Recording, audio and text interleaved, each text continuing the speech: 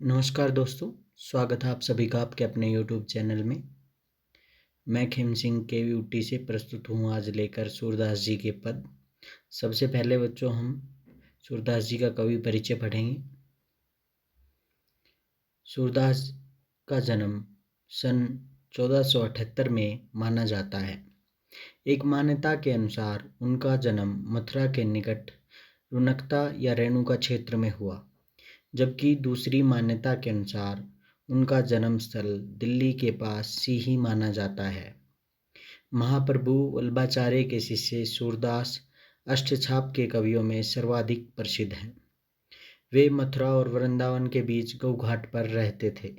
सन 1583 में पारसौली में उनका निधन हुआ।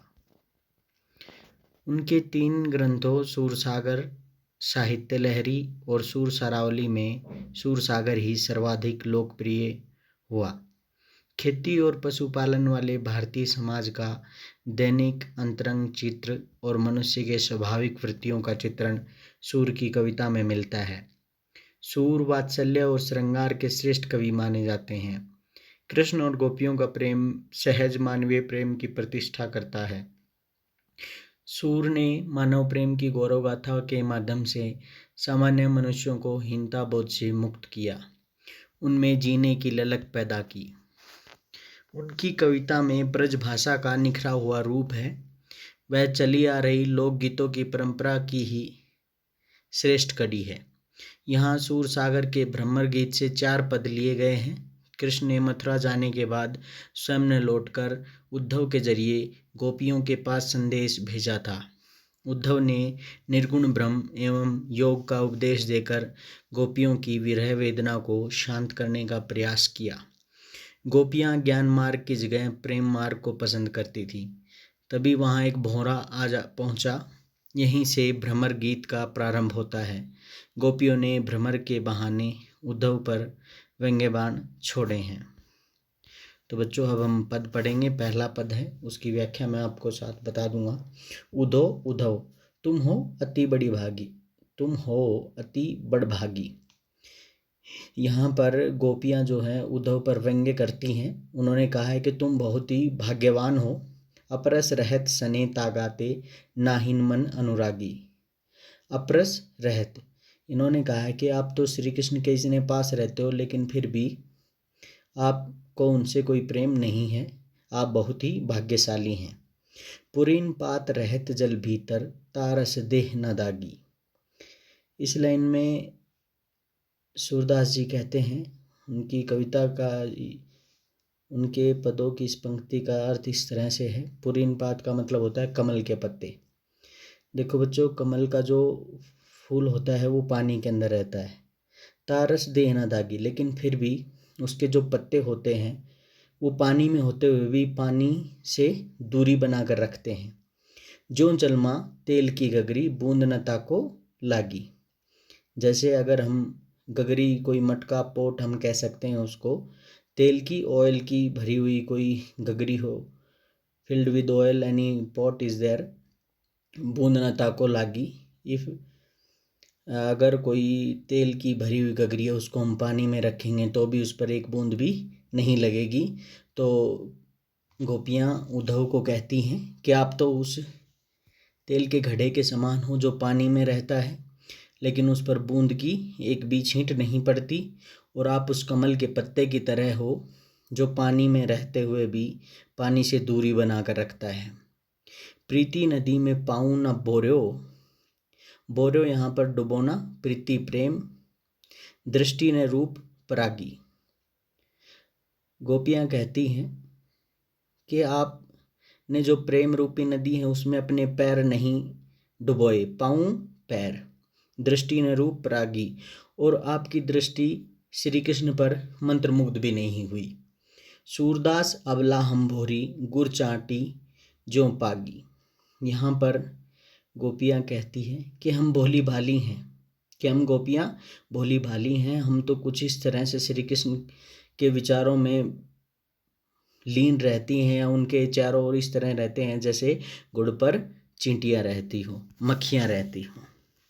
मैं एक बार और बता देता हूँ बच्चों। इन पंक्तियों में गोपियाँ उद्धव से व्यंग्य करती हैं, कहती हैं कि तुम बहुत ही भाग्यशाली हो जो कृष्ण के पास रहकर भी उनके प्रेम और स्नेह से वंचित हो। तुम कमल के उस पत्ते के समान हो जो जल में तो रहता है लेकिन जल में डूबने से बचा रहता है। जिस प्रकार तेल की गगरी को जल में भिगोने पर भी उस पर पानी की एक बूंद भी नहीं ठहर पाती, ठीक उसी प्रकार तुम भी कृष्ण रूपी प्रेम की जो नदी है उससे दूर हो। तुमने कभी प्रीति रूपी नदी में पैर नहीं डुबोए। तुम बहुत विद्वान हो इसलिए श्री कृष्ण के प्रेम में नहीं रंगे, परंतु हम भोली भाली गोपिकाएं हैं इसलिए हम उनके प्रति ठीक उस तरह आकर्षित हैं जैसे चींटियां गुड़ के प्रति आकर्षित होती हैं। हम उनके प्रेम में लीन हैं।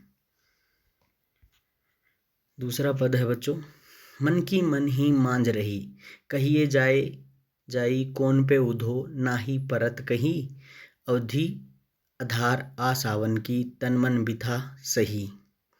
अब इन जोग संदेशनी, सुनी सुनी ब्रहनी विरह दही, चाहती हुती गुहारी, जितती ते उतते धार बही, सूरदास अब धीर धरी, क्यों मर्यादा न लही। मन की मन ही मांझ रही। यहाँ पर गोपियाँ कहती हैं कि हमारी तो मन के मन में ही रह गई। हम श्री कृष्ण से बहुत सारी बातें करना चाहते थे, उन्हें बहुत सारी बातें हम बोलना चाहते थे, लेकिन वो आए नहीं, तो हमारी जो मन की बातें वो मन के अंदर ही रह गई। कहिए जाई कौन पे उदो, नाही परत कही। हम आपको श्रेष्ठ नहीं मानते उदो, हम आपको अच्छा संदेशवाहक नहीं मानते, you are not good messenger, कि हम आपको अपना संदेश देकर श्री कृष्ण के पास भेजें। अवधि आधार आ सावन की, आवन मीन्स आगमन, अराइविंग, आधार जीवन का आधार, अवधि समय, तन मन बिथा सही, कि हम बहुत दिनों से श्री कृष्ण के आने का इंतजार कर रहे थे लेकिन वो नहीं आए। अब इन जोग संदेशनी, सुनी सुनी बिरहनी बिरह दही, कि जो अब आप जो योग का जो संदेश हमें दे रहे हो, उससे जो हमारे विरह की जो अग्नि है, जो हम तन और मन से विरह में हैं, कि हम इंतजार कर रहे थे श्री कृष्ण के आने का, वो विरह अब शांत नहीं होगा। चाहती हुती गुहारी, जीतती ही ते उतते धार बही। हम चाहते हैं कि अपने किसी प्यारे को पुकारें, अपने रक्षक को हम पुकारें, लेकिन अब हमारा जो रक्षक है वो श्री कृष्ण है। उतते धार बही, और जो हमें विरह का दुख देने वाला है, जो कष्ट देने वाला है, वो भी श्री कृष्ण है, तो हम उनको पुकारें भी तो कैसे पुकारें। सूरदास अब धीर धरही, क्यों मर्यादा न लही, कि श्री कृष्ण ने हमें कष्ट दिया है और उन्होंने मर्यादा का उल्लंघन किया है, अब हम कहाँ तक धीरज रखें। एक बार मैं फिर बता देता हूँ बच्चों, इन पंक्तियों में गोपियाँ उद्धव से कहती हैं कि उनकी मन की बात उनके मन में ही रह गई। वे कृष्ण से बहुत कुछ कहना चाहती थी, परंतु अब वे कह नहीं पाएंगी। वे उद्धव को अपने संदेश देने का उचित पात्र नहीं समझती और कहती हैं उन्हें बातें सिर्फ श्री कृष्ण से ही करनी है, किसी और को कहकर संदेश नहीं भेज सकती। वे कहती हैं कि इतने समय से कृष्ण के लौट कर आने की आशा को हम आधार मानकर तन मन हर प्रकार से विरह की व्यवस्था सह रही थी, ये सोचकर कि वे आएंगे और हमारे सारे कष्ट दूर हो जाएंगे, सारे दुख दूर हो जाएंगे, परंतु श्री कृष्ण ने हमें ज्ञान योग का संदेश भेजकर हमें और दुखी कर दिया है। हम विरह की आग में और भी जलने लगी हैं। ऐसे समय में सब अपने रक्षक को पुकारता है, परंतु हमारे जो रक्षक हैं वही आज हमारे दुखों का कारण है। हे उद्धव, अब हम धीरज क्यों धरें, कैसे धरें, जब हमारी आशा का एकमात्र तिनका भी डूब गया। प्रेम की मर्यादा है कि प्रेम के बदले प्रेम ही दिया जाए, पर श्री कृष्ण ने हमारे साथ छल किया, उन्होंने मर्यादा का उल्लंघन किया है। हमारे हरी हारिल की लकड़ी, मन करम वचन नंदन उर, यह दृढ़ करी पकड़ी, जागत सोवत सौपन दिवस, निशी कान्हे कान्हे जखरी। सुनत जोग लागत है ऐस्यो जो करुई ककरी, सूतो व्याधि हमको लाई सौंपो जिनके मन चक्री। इन पंक्तियों में गोपियाँ कहती हैं कृष्ण उनके लिए हारिल की लकड़ी हैं। जिस प्रकार हारिल पक्षी लकड़ी को ही अपना जीवन का सहारा मानता है, उसी प्रकार श्री कृष्ण भी गोपियों के जीवन का आधार है। मन कर्म वचन नंदन उर यह दृढ़ करी पकड़ी। उन्होंने मन कर्म और वचन से नंद बाबा के पुत्र कृष्ण को अपना माना है। जागत सोवत सौपन दिवस निशी कान कान जकरी। गोपियाँ कहती हैं कि सोते हुए जागते हुए, दिन में रात में, सौपन में हमारा रोम रोम श्री कृष्ण का नाम जपता है। निशी रात, दिवस दिन, सौपन सपने, सोवत सोते हुए, जागत जागते हुए। सुनत लोग लागत हैं ऐसो जो करुई ककरी। हम कृष्ण के उन्हें उद्धव का संदेश कड़वी ककड़ी के समान लगता है। वो कहती हैं कृष्ण के प्रेम का रोग हमें लग चुका है। सूतो व्याधि हमको लई सौंपो जिनके मन चक्री। अब हम आपके कहने पर योग का रोग नहीं लगा सकती, क्योंकि हमने तो इसके बारे में न कभी सुना, न देखा और न ही भोगा है। आप जो ये योग संदेश लाए हैं वो उन्हें जाकर सौंपें जिनका मन चंचल हो, क्योंकि हमारा मन कहीं और लग चुका है। हमारा मन श्री कृष्ण के साथ लग चुका है, अब हम कहीं और मन नहीं लगाना चाहते।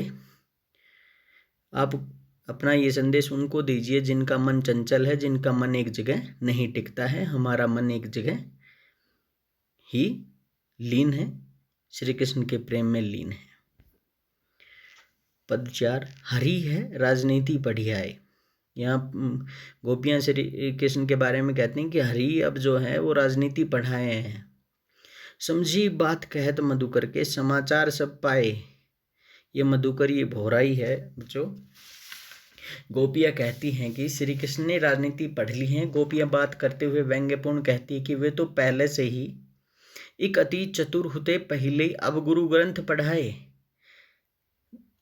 गोपियाँ कहती हैं कि वे तो पहले से ही बहुत चालाक थे, पर अब उन्होंने बड़े बड़े ग्रंथ पढ़ लिए हैं जिससे उनकी बुद्धि बहुत बढ़ गई है। इसलिए हमारे बारे में सब कुछ जानते हुए उन्होंने हमारे लिए उद्धव से योग का संदेश भेजा है। बड़ी बुद्धि जानी जो उनकी, जोग संदेश पठाए। उद्धव भले लोग आके के परहित डोलत धाए। और गोपियाँ कहती हैं कि उद्धव तो भले लोग हैं, ये तो वो लोग हैं जो दूसरों का कल्याण करने में ही सुख का अनुभव करते हैं, परहित दूसरों का हित। अब अपने मन फेर पाइए चलत जू हुते चुराए। गोपियाँ उद्धव से कहती हैं कि आप श्री कृष्ण से कहिएगा मथुरा जाते समय कृष्ण हमारा मन भी साथ ले गए थे, उसे वो वापिस कर दे। ते क्यों अनीति करे आपुन जहोर अनीति छुड़ाए। राज धर्म तो यह सूर जो प्रजा ने जाहि सताए। वे अत्याचारियों को दंड देने मथुरा गए हैं, लेकिन वे खुद अत्याचार करते हैं। आप उनसे कहिएगा कि एक राजा को हमेशा चाहिए कि वो प्रजा के हित का ख्याल रखे, उन्हें किसी प्रकार का कष्ट न पहुंचने दे। यही राजधर्म है। ते क्यों अनीति करे आपुन और अनीति छुड़ाए। वो गोपियाँ उद्धव से कहती कि वो जो दूसरों को अत्याचार करने के लिए दंड देने गए हैं, वो खुद अत्याचार करते हैं, तो वो कैसे राजधर्म निभाएंगे। वो अपनी प्रजा का ही ख्याल नहीं रख रहे हैं और गोपियाँ उनकी प्रजा हैं। इसलिए हे उद्धव, आप जाकर कहना कि आप अपना राजधर्म निभाएं। तो बच्चों, ये आपका पहला पाठ था। आशा है आपको समझ में आया होगा। अगर आपको समझ में आया तो लाइक करें, सब्सक्राइब करें और शेयर करें। थैंक यू, धन्यवाद।